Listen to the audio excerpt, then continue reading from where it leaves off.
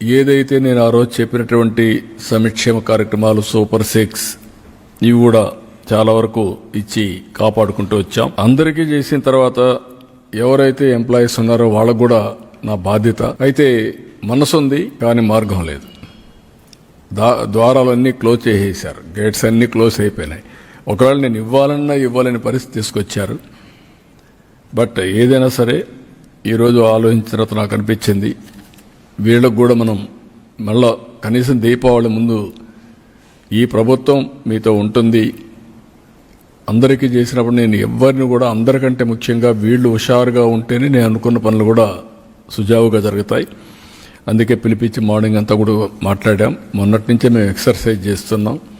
మా ఫైనాన్స్ అయితే క్లియర్గా చెప్తున్నారు, చేతులు ఎత్తేసే పరిస్థితి వస్తే మీరు చేతులు ఎత్తేస్తే లాభం లేదు, ఏదైనా కానీ చేయాల్సిందే, అవసరమైతే ఎట్లా అడ్జస్ట్ చేయాలని చేద్దామని చెప్పి గట్టిగా మాట్లాడి మొత్తం అడ్జస్ట్ చేసుకుంటూ వచ్చి కొన్ని నిర్ణయాలు తీసుకున్నాం.